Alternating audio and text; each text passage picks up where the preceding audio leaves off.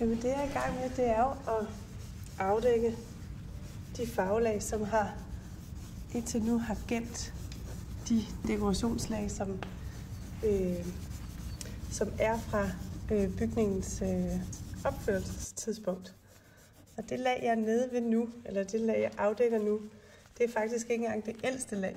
Det er det lag, som er blevet påført det ældste lag. Men fordi det er sådan et ret fint lag med en masse bladværksdekorationer og matematik, så vil vi gerne afdække det for at kunne dokumentere det for eftertiden. Men det er sandsynligvis fra omkring 1820'erne eller 30'erne, og det ældste lag, det er, som ligger nedenunder det her lag, det er fra 1808.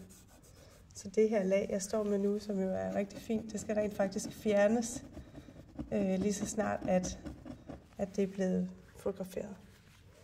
Og det jeg gør, det er, at jeg med kemikalier fjerner de her oliefarvelag, som ligger ovenpå, og det gør man lavvist, for ikke at komme til at beskadie det her dekorationslag. Så det er lidt en langsom proces, men altså det er faktisk den eneste måde, man kan gøre det på, hvis ikke man risikerer at gå ind og ødelægge farvelag.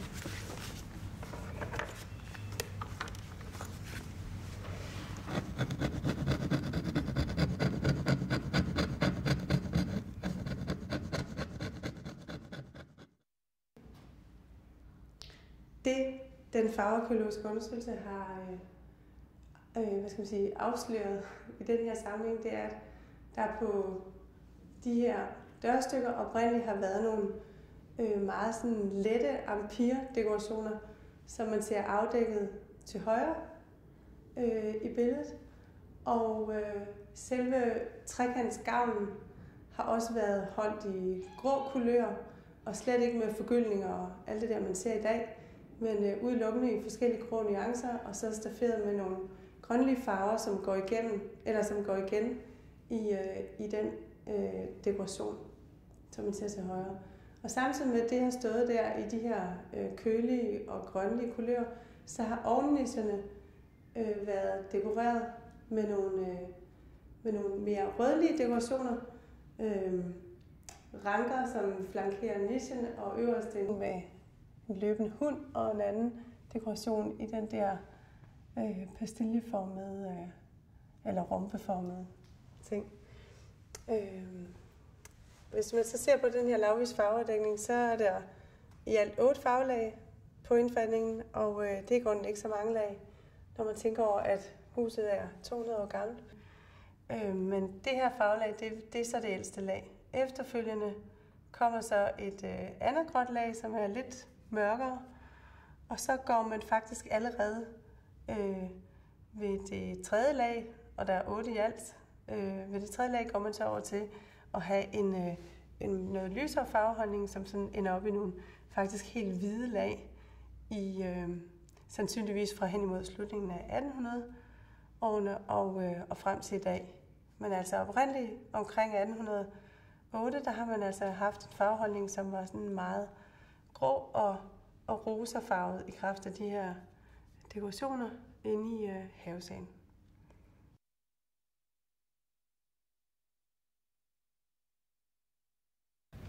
Det vi ser her, det er faktisk